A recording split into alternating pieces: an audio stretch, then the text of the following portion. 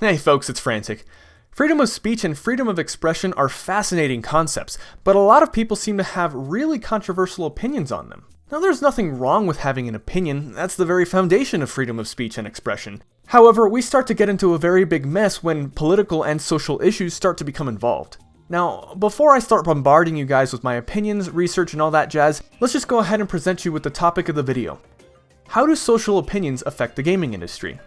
Now, you might be aware about the type of people I'm referring to, but let's delve into it. Now, I want to start off with my own thoughts. Social issues, especially the ones we see a lot of today, are not inherently bad to have in games, but it starts to become a problem when no one is ever pleased. Gamers are obviously going to think a certain way, and I mean real gamers. And you'll know what the difference is soon. If you're watching this video, I'm going to make the assumption that you're a gamer. So let's start with a multiple choice question. The average everyday gamer will be able to answer flawlessly the first time. Who do you prefer to play as when you're playing a video game? A man, B, a woman, or C, a trans person? I'll give you guys a second to time's up. If you chose secret answer D, I don't care as long as the game is good, then congrats, you have your head on straight. Now let's try again. What's the first thing you look for in a video game? A, how many people of color are in the game? B, how many women there are in the game? C, how many LGBT people there are in the game? Or D, I will have fun playing the game if the game is good. The above prerequisites are irrelevant to me. Not every question will be a trick question. The answer is D, because no real gamer gives a crap about some sort of inclusivity checklist. And if you do, this is how the rest of us imagine you. All white people are racist, all men are misogynistic, all cisgender people are transphobic. Oh, that one never gets old. But anyway, let's talk about this forced diversity crap. As a Mexican dude whose first language is Spanish, I can tell you this much. The gender, race, sexual orientation, gender identity, all of that is irrelevant to me. I don't go around complaining that there aren't enough Hispanic characters in video games. That stuff doesn't even cross my mind. But a small minority of people, and by minority I mean ideologically, seem to only focus on race or something else. Recently, I'm sure you've heard of a game called Kingdom Come Deliverance. This game looks amazing and has a lot going for it. This game is, from a narrative perspective, meant to be historically accurate, and because it takes place in medieval Bohemia, it does not contain any person of color in the game.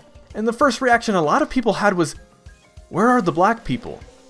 Instead of, is it a good game made by a decent developer / publisher? Well, then we start to get into Gamergate here because one of the founders of Warhorse Studios, Daniel Vavra, is a man who in the past was very vocal about his support of Gamergate. And due to this fact alone, there are people who will boycott this game just for that reason.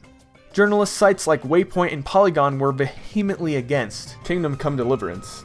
But just for that? For being pro-Gamergate? Well, that and the fact that there were no black people in it, yeah. And to no one's surprise, Kingdom Come Deliverance ended up selling amazingly well, regardless of the protest by those with the regressive ideology.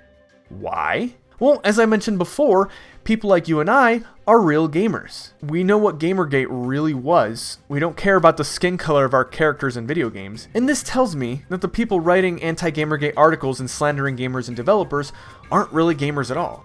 I mean, Overwatch has an extremely diverse cast of characters, but so did Lawbreakers. The main difference is that one of these games is clearly better than the other, and it shows, because one of them flopped while the other one is still doing well.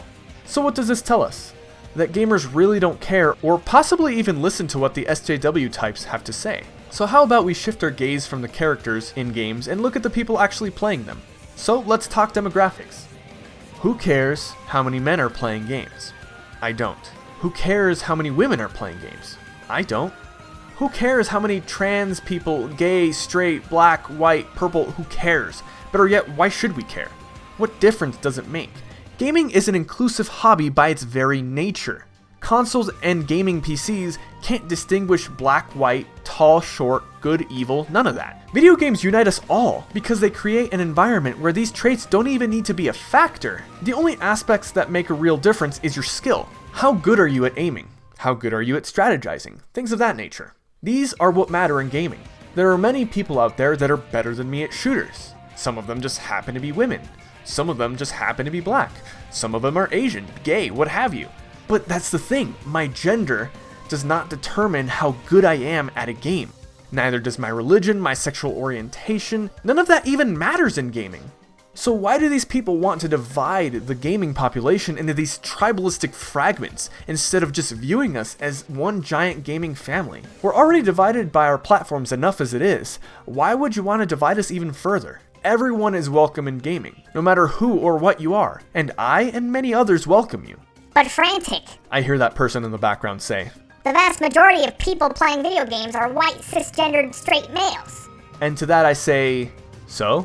These people can't stop you from playing games, and they probably don't want to either. And another thing, what about these people being white, cis, male, or straight stops you from getting into gaming or enjoying the hobby?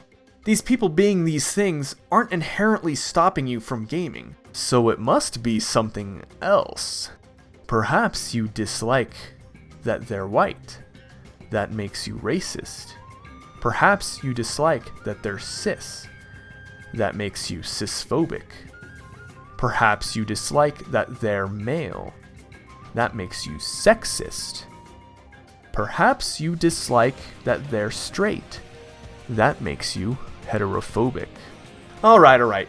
Jokes aside, let's get into the last portion. So I briefly mentioned game journalism and Gamergate earlier, and I think it would be a great place to end off on. Gaming journalism has a very negative connotation these days. Ever since Gamergate happened a few years ago, TLDR, a movement to call out corruption in video game journalism, journalists have had a bad reputation and they have done nothing to fix it, but rather have made it worse by not learning from history. Take a look at this article from Forbes. It's literally complaining about Far Cry 5 for not taking a political side and not making the white people in it seem evil enough. Or how about this video from NBC, telling straight up lies that Discord is turning gaming into the KKK. What? Or just this past weekend with the Bully Hunters controversy. They were pulling fake statistics with no evidence to try to paint the picture that men were bullying women out of gaming. But the entire thing was staged to try to paint a narrative and sell headsets. Okay, fine. That's not gaming journalism, but my point still stands because they're trying to paint all male gamers as evil, horrible people. So then, time to wrap this up into a nice little bow. My conclusion to the topic of the video is that social opinions don't have a place in gaming.